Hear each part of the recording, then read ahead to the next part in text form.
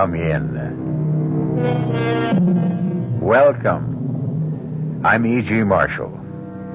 Do come in. Make yourself comfortable, because I'm going to tell you a nice, quiet little ghost story. Nothing to frighten you. Not badly, at any rate. Nothing to make you run screaming into the street. No, the most this ghost story can do is make you snuggle down deeper under the covers and reach out for a hand to hold. A hand, I trust, that is firm and warm, not clammy and cold. Our mystery drama, The Phantom Lullaby, was written especially for the Mystery Theater by Elspeth Eric and stars Rosemary Murphy and Arnold Moss.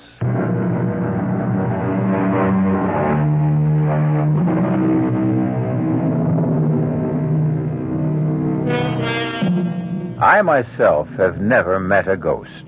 I don't know why. Perhaps something in my personality puts them off. But if ever I should, I hope he'll do something more than moan and sigh and clank chains. What I should really enjoy would be a nice, chatty ghost who'd sit down and talk things over. Things like whether the life after death is really pleasanter than the one before. And if it is, why is it? Things like that. Things that only a ghost would know. Ah, well, perhaps one fine day or some dark night, if I hold myself in readiness, my ghost will visit me. Meantime, relax, won't you? And listen.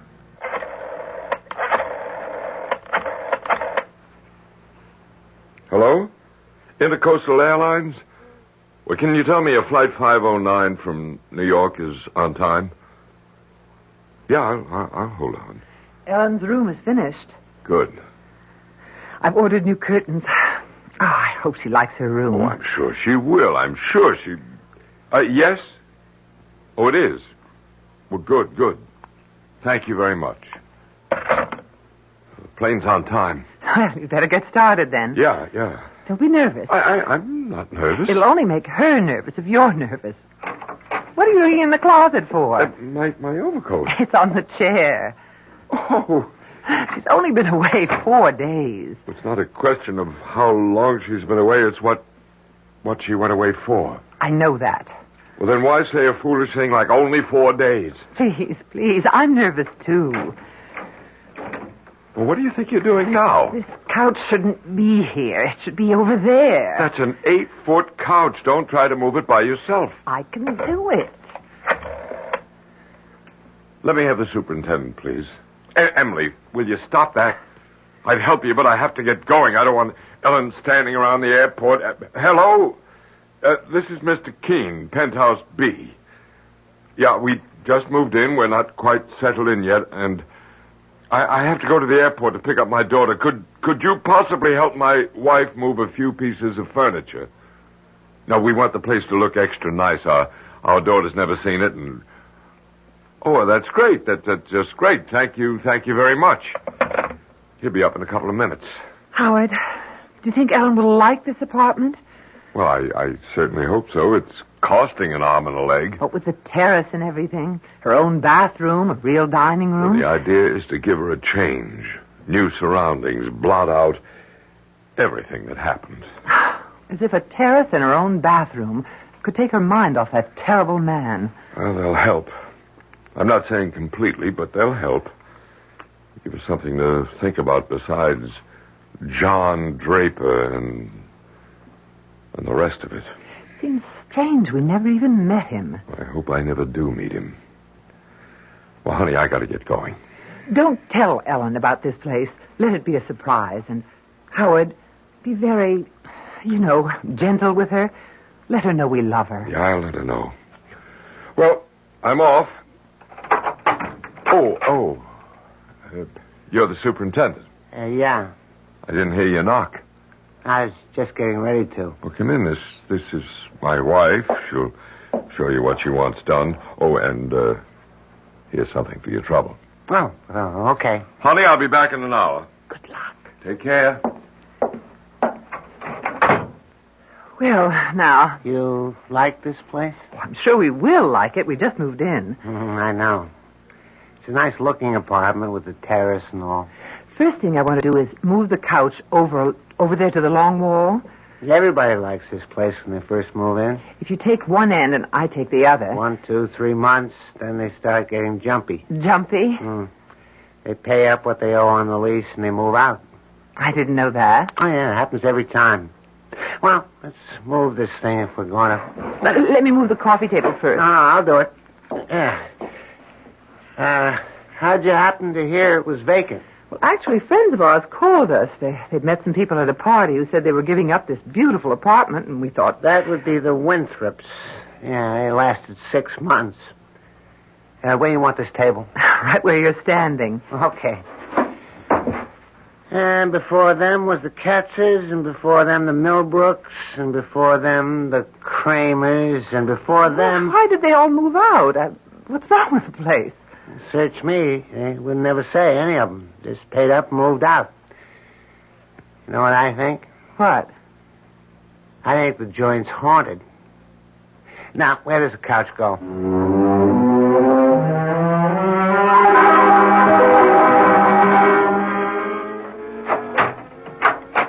Enter, young lady. Ellen. Darling, it's so good to have you back. I'll put the suitcase in the bedroom. When you see your bedroom, darling, make allowances for the curtains. I had to put up your old ones, and they're too short, but I'm expecting new ones, maybe today. Well, I got you a new bed. Oh, heavens, the fuss they made about delivering it. So, what do you think? Do you like the apartment? It's very nice. Come, look at the view from the terrace. Come on. You can see for miles. Isn't that spectacular? Spectacular. Well, you can take a good look at it later. What would you like to do now? I don't know. Take a hot bath. You have your own bathroom now. Really? Do I? Or would you like to just sit and talk? All right. If you want to. Ellen, was the operation very bad? You mean the abortion? No. It wasn't bad at all. I'm glad of that. I opened your suitcase, let a little air in, huh? I didn't unpack anything, though. I'll do it. You want to do that now, dear? Maybe take that hot bath, and I'll start lunch, and then when it's ready, I'll call you. All right. It's the door on the right. Oh, here, I'll show you. I'll find it. And the bathroom opens right off of it. Howard, what's wrong with her? I don't know. She was like that all the way in from the airport. Like a sleepwalker. Like a zombie.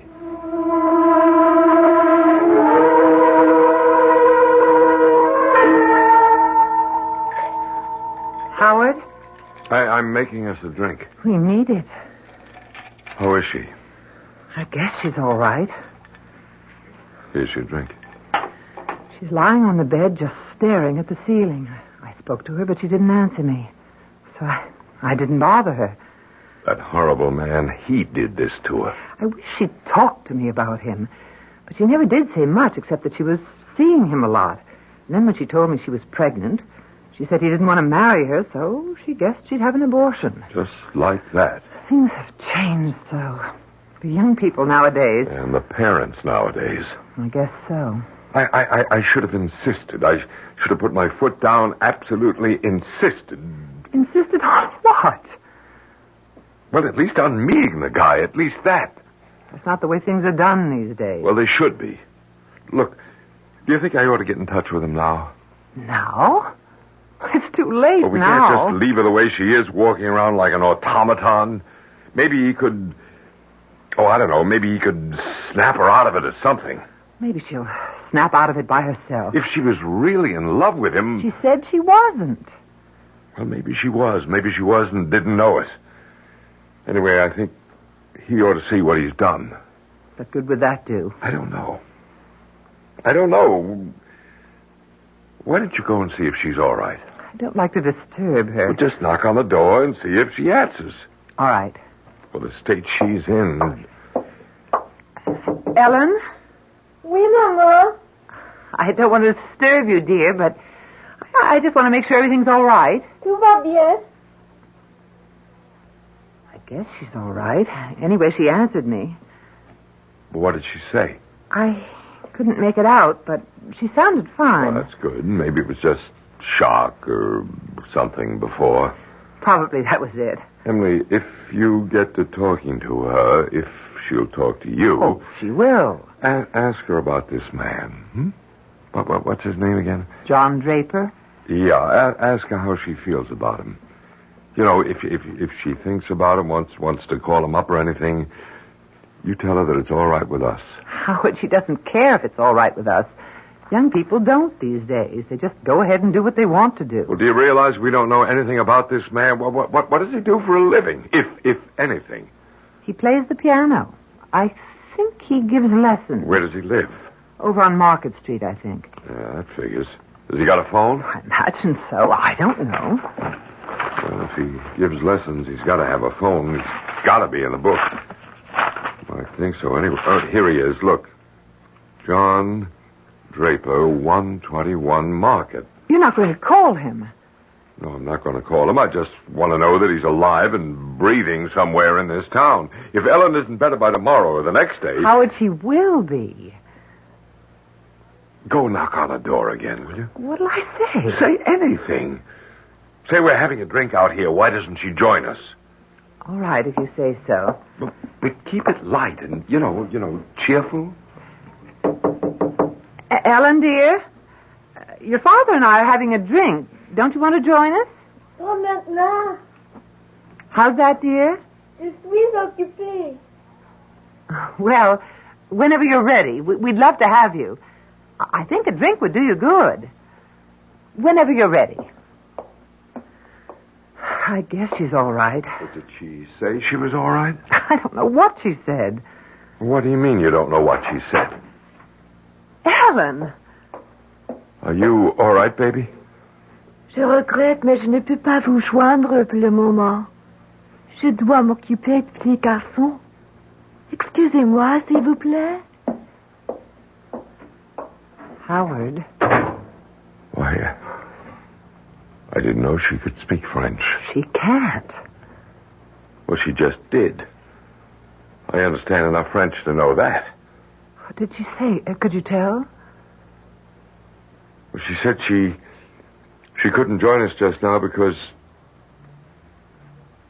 she had to take care of the little boy.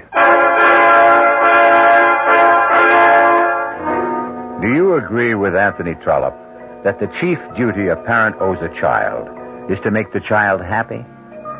I think I do. And I think in their more beneficent moods, most people do.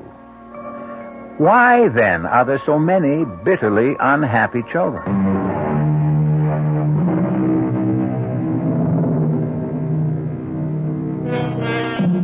Ellen Keene, only daughter of Howard and Emily Keene, came home a little while ago after the removal of an incipient life from her body.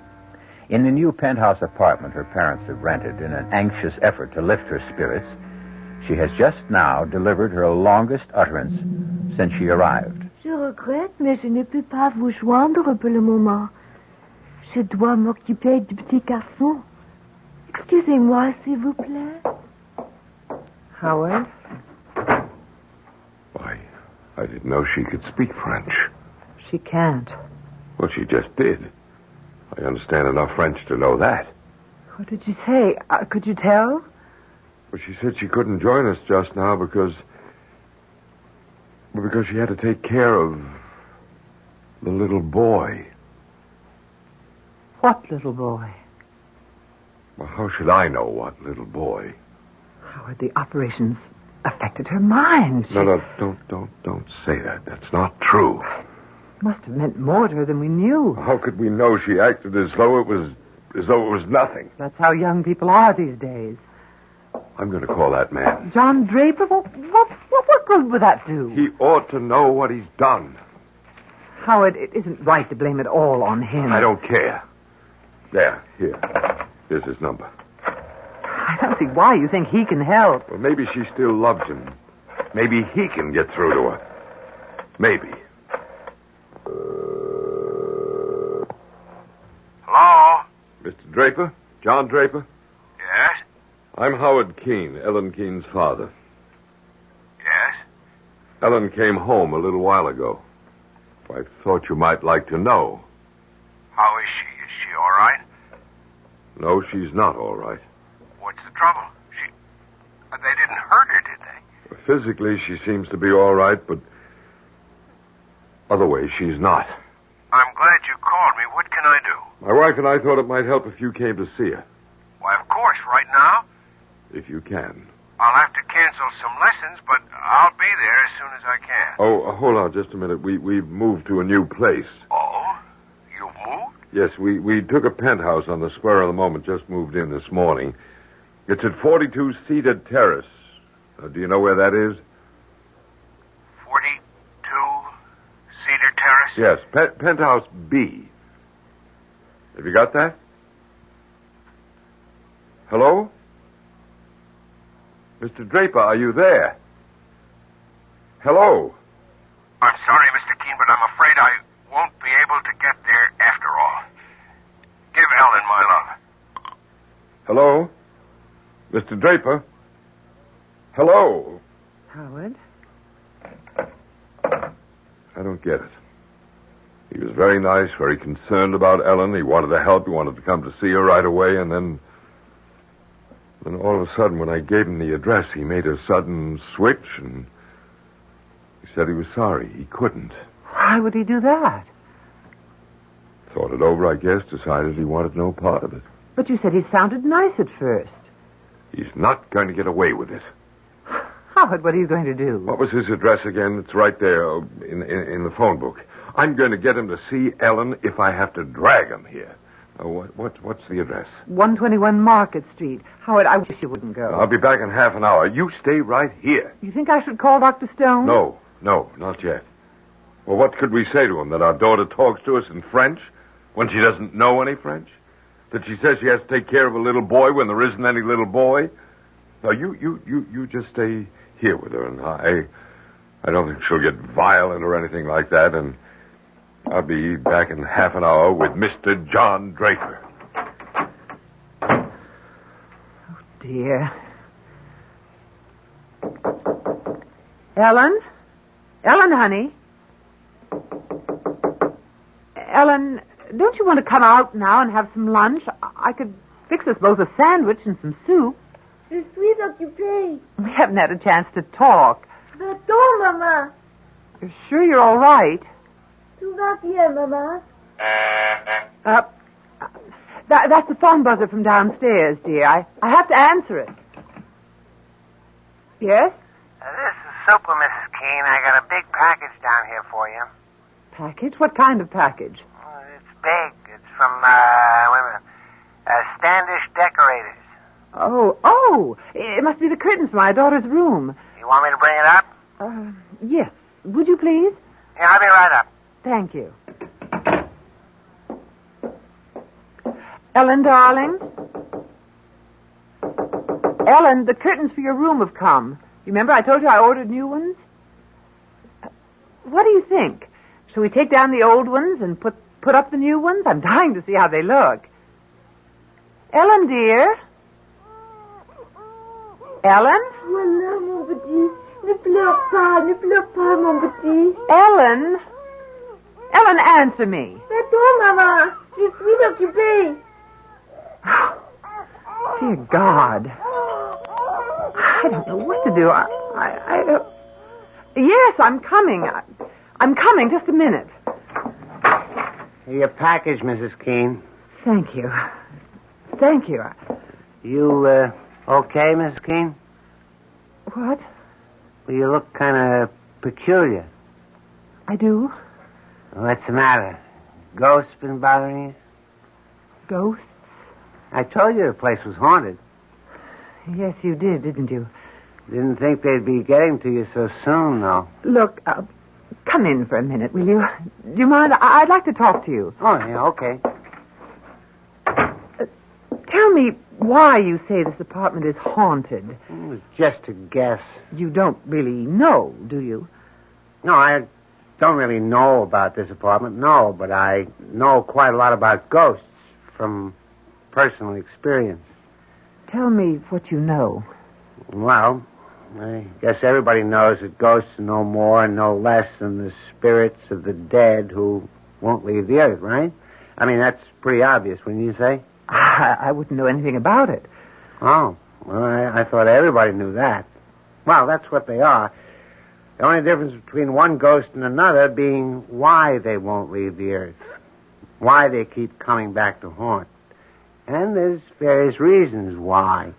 Like what? Well, they could be they're in love with some live person who returns that love even after death. That's one reason. What other reasons are there? Well, there's a ghost that won't admit to death, a ghost who resents the people who've gone on living. Now, this, generally speaking, is the ghost of some person who is used to lording it over everybody in life and comes back to try to lord it over them some more. That's another reason for ghosts. What other reasons? Then there's the kind that just can't understand how it happened. How what happened? Death. Their own death. That's the kind of ghost I understand very well. My sister's one of those. You mean your sister doesn't understand how she happened to die? Is that what you mean? She was 12 years old. She was on her way to school. And a car came along with a drunken driver behind the wheel, and the car swerved up on the sidewalk and killed her. She never knew what happened. Before she knew anything, she was dead. And her ghost comes back? Every night. Every night I wake up and hear crying. What do you do? I try to explain it to her, but what can I say? It doesn't make any sense. Drunk in a car and her on her way to school. No, it doesn't make any sense. It makes more sense to kill yourself, don't you think? That way you got something to say about how you go and when. Not just leave it up to some drunk in a car. Well, that's my opinion anyway.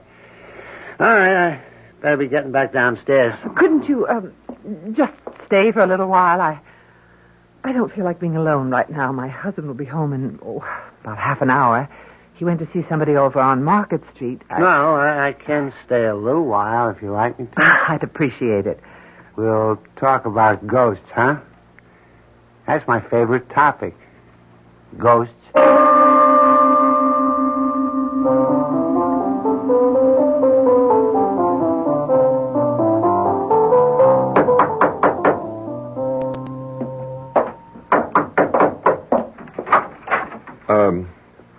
I'm looking for Mr. Draper. I'm Mr. Draper. I guess it's your son I'm looking for. I don't have a son. Oh, well, I expected... Well, I didn't know I'm Howard Keene, Ellen's father. I'd like to come in and talk to you. Mr. Keene... Please, it's very important, or I wouldn't ask. Come in. Thank you very much. Sit down if you want. Excuse my staring at you. I expected a much younger man. I'm 51. That's just my age. You said on the phone Ellen is all right. No, I said that physically Ellen's all right. Why didn't you want to marry Ellen when you found out that she was pregnant? I couldn't. Why, you've got a wife? I had a wife. You're divorced. Something I never talk about, Mr. Keene. You never talked about it to Ellen? I never talked about it to anybody. And I don't intend to. Maybe you should. I can't. Tell me about Ellen. Well, she came home a little while ago. She was changed. She talked in monosyllables, short sentences at the most. And we thought after what she's been through, maybe that's only natural. So my wife told her to have a bath, take a nap, and we'd have a drink, lunch. Well, my wife and I were talking, Ellen came out of a room and spoke to us, quite a long speech, and every word of it in French. In French? Now, Ellen doesn't know any French. You never spoke to her in French, did you? Never. Well, never. I just wondered. What did she say in French? Well, she said she was sorry she couldn't join us for a drink, but she had to take care of a little boy. What little boy? I have no idea. Mr. Keene, after an operation like the one Ellen had, don't you think it's possible that it's bound to have an effect on a woman, on her emotions, for a while anyway? I don't want it to go on for too long, and that's why I called you. You thought I could help? I hoped you could. Get your coat. I've got a cab waiting outside.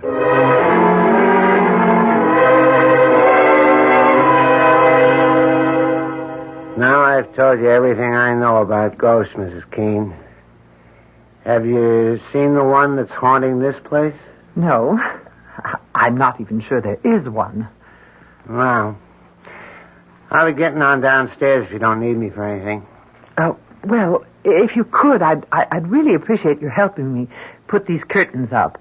If you have the time. Oh, yeah, I got a few minutes. They're for my daughter's room. I'm not sure we should go in there. She's been resting. I'll tell you what, I'll knock on her door. If she's up, I know she'd love to see the curtains. Ellen, dear, it's Mother. The superintendent is here, and if it's all right with you, we'd like to put up the new curtains. You know, I told you before they just came from the shop. Ellen, dear, I'm going to open the door and come in because I think you've been by yourself long enough. I really do. Ellen? Oh! What's the matter? Oh! Mrs. Keene, what? Good Lord. She's not moving. She's not breathing. Her eyes are wide open. She's dead. She's not dead. Don't say such a thing. Don't you dare say such a thing. Mrs. Keene, what are you doing? Calling the doctor, you fool. Doctor won't do any good. She's dead.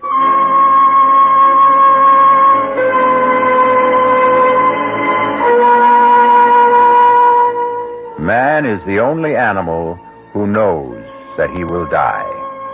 So said the great Voltaire.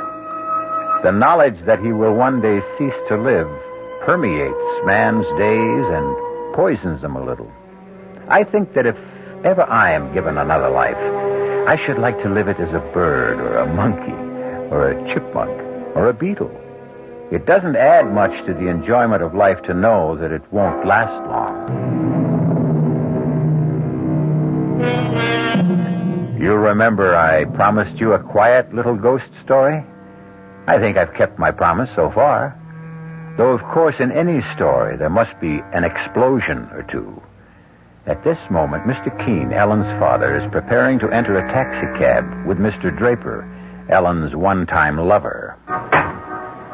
You say you're married? Yes. But you weren't divorced? No. Your wife died? Yes. I see. How long ago was that? What? How long ago did your wife die? 25 years ago. Did you and your wife have any children? Yes. One. Where is the child?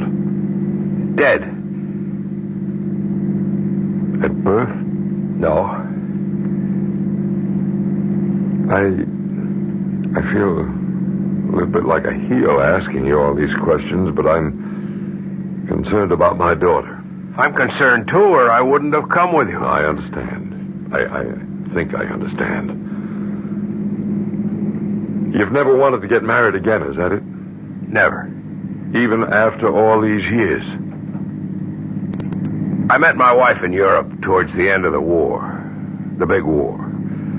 I'd been doing very well in business. I was on my way to making it big when I got drafted. I didn't like being drafted, but I went anyway, and she was the one bright spot in an otherwise drab and miserable Army career. I brought her back here. She had a child, and they both died. I stopped making money. I started playing the piano, and I have been at it ever since then. But you were in love with Ellen. I hope you don't mind my asking. I don't know what that means, to be in love. I'm not saying there's no such thing, but if there is, I've forgotten or I never knew what it's like. I'm very sorry for you. It's very kind of you, but don't bother. Cedar Terrace is the next right turn, driver. Are we nearly there? Next right, about half a mile. My wife and I just moved in. We wanted to do something to Ellen. We heard through friends about this marvelous apartment that was suddenly available, a penthouse of all things. Penthouse B, you said? Yeah, we took it on an impulse, thinking it'd be something for Ellen to come home to take her mind off everything. You know, what she'd been through. And did it? Well, no. No, she's hardly said a word about the place since I brought her home from the airport. She's hardly said anything about anything. Just a few words of French, and that one thing about not being able to have a drink with us before lunch because she had to look after a little boy. How could she speak French when she doesn't know any French? And what little boy did she have to look after? I don't understand any of it, not any of it. Hold on. We're almost there. Maybe Ellen will be all right, more of herself anyway, and then you can ask her. You just hang in there for a couple of minutes more.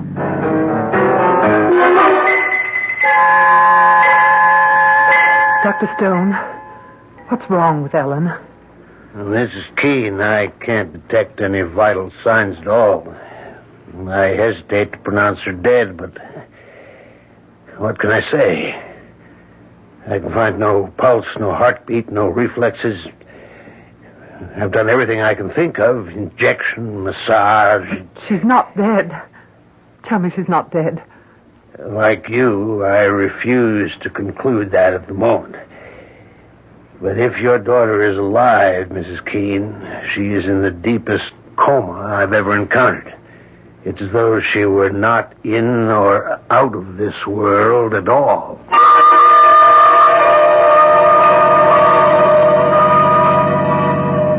It's that tall building on the corner, driver, number 42. A very tall building. What's that? I said it's a tall building. Well, compared to the way they build them nowadays, it's not so tall, but I guess when they put it up, it was considered pretty daring. Hey, what do you think you're doing? I can't. I just can't. You get back in there. Driver, stop the cab. Hey, stop. I can't go up there. I can't. I don't care if you can or can't. You're going to. Now, march. Don't you try anything now. I got hold of you. I can't do it. You let me pay the cab. Here you are, driver. Now you get going. Mr. Keene, I know you think this is very strange. You bet I think it's very strange. I can explain. After you've seen my daughter, you can explain. Now, you get in the elevator there. Right now, Ellen's the only one I'm interested in. Push that button that says penthouse. Penthouse B. That's right.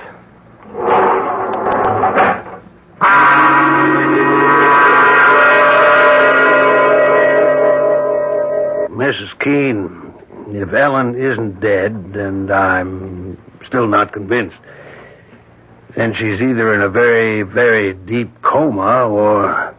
here I'm getting into territory that I don't understand at all. She's in a trance. A trance? We hear of these things, people who can control their body functions.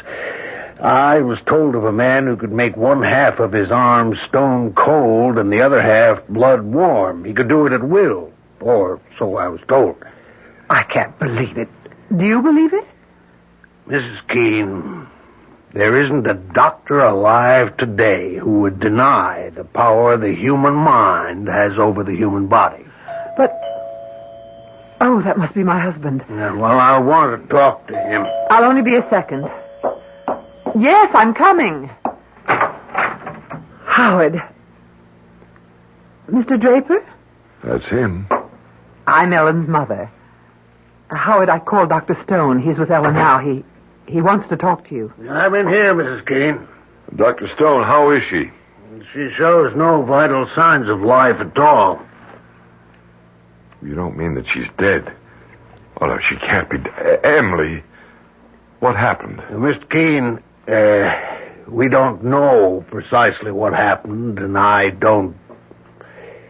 Well, for some reason I can't really explain, I don't think she's dead. Either she's in a deep coma or she's in a trance state. Well, what's that, a trance state? It's something medical men know very little about.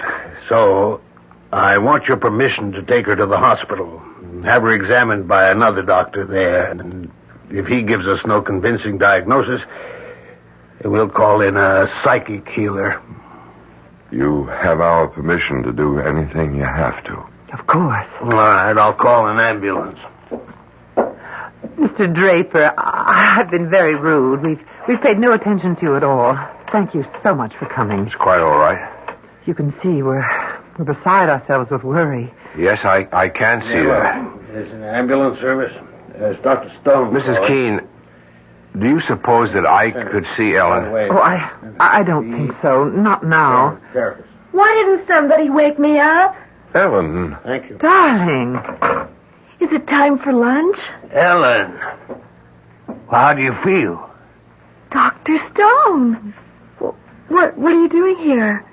And John, you know, it's funny. I thought I heard your voice, but then I decided I must have imagined it. Yeah, but how do you feel, Ellen? Well, I feel perfectly fine. I had a wonderful sleep. You're sure you feel all right? Well, I just told you I feel fine. I was tired when Daddy brought me home from the airport, but I had a lovely nap, and now I'm fine. But what are you doing here? And John, how did you get here? How did you know where to come? Your father, he told me. Oh, really? Oh, that was nice. Then you've met. Yes, we've met.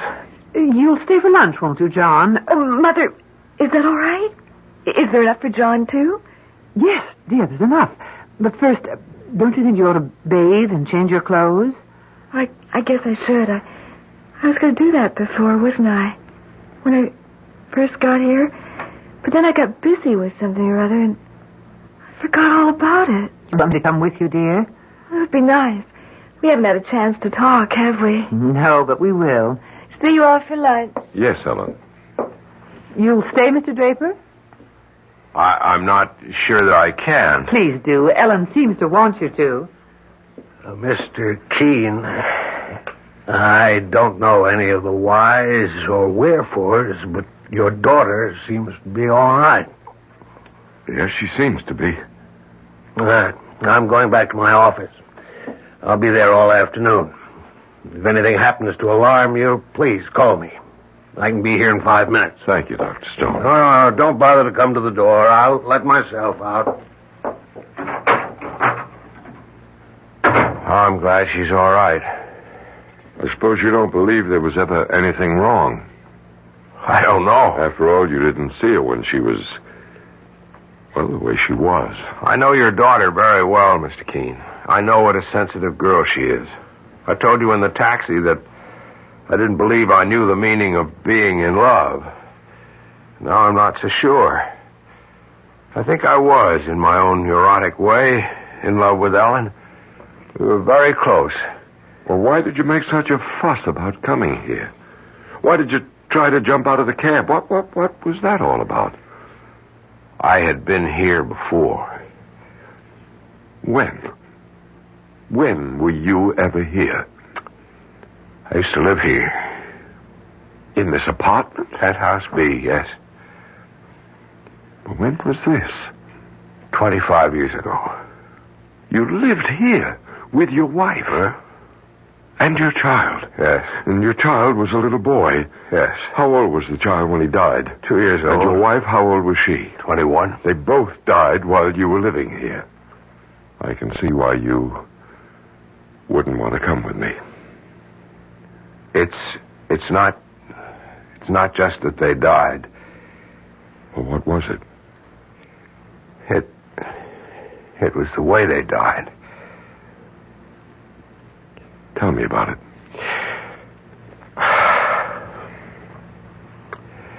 When I came back from Europe, I started up in business again. The business which the war had so rudely interrupted. I was determined to work my way up the ladder again, and I threw myself into my work. I think my wife felt neglected. Truth is, I did neglect her. But it wasn't just my neglect. She was a foreigner. Even after 3 years, she hadn't learned to speak English. She was shy. She didn't make friends. She was alone a great deal, except for the child. And one night, I was at my desk working over some papers when she came into the room with the child in her arms. She spoke to me. I don't remember what she said, but I remember that she spoke to me. I had every intention of answering her. But I didn't want to be bothered at that precise moment. Half a minute later, I turned around and she wasn't there. She had jumped from the terrace. She had jumped from the terrace with the child in her arms. Good Lord. Do you think it's possible?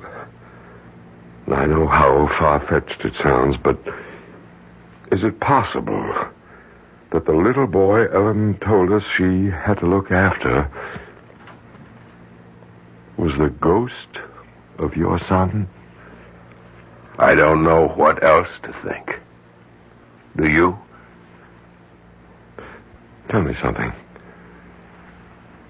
What nationality was your wife? My wife is French.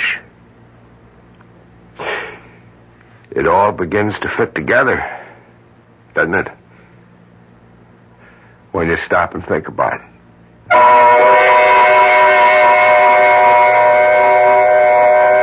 When you stop and think about it, you don't want to stop and think about it? That such things don't bear thinking about? All right. Don't stop. Go right on doing the things you've always done. Waking in the morning, putting in the hours until it's time to go to sleep again. Don't, for an instant of your busy day, think about such things. But that won't make the things go away. Now, will it?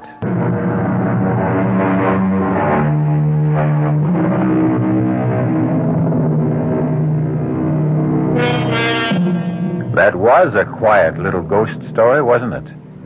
Just as I said it would be. Personally, I prefer ghost stories to be quiet. For ghosts, generally speaking, having no physical equipment, tend to be quiet.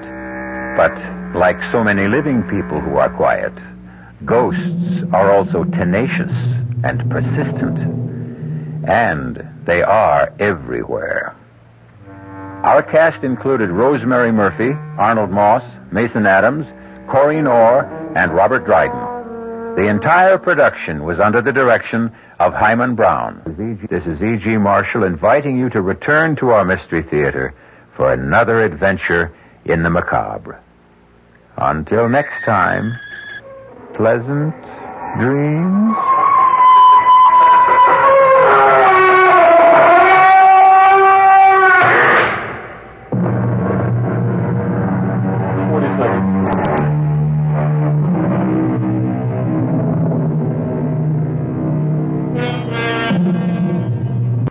The preceding Mystery Theater program was furnished by the CBS Radio Network. Listen now to this scene from tomorrow night's offering on the WOR Mystery Theater. I'm going to kill myself. Well, that's one way to... You're what? I'm going to kill myself, but it won't be suicide. You're going to kill yourself, but it won't be suicide. That's right, Murray. And my wife will receive $50,000 in insurance money. Now I know you're crazy. I'm serious, Murray. Well, you can go ahead and kill yourself, but your wife isn't going to get any $50,000. You're not even married. That's right, Murray. Don't you see now why it's so perfect?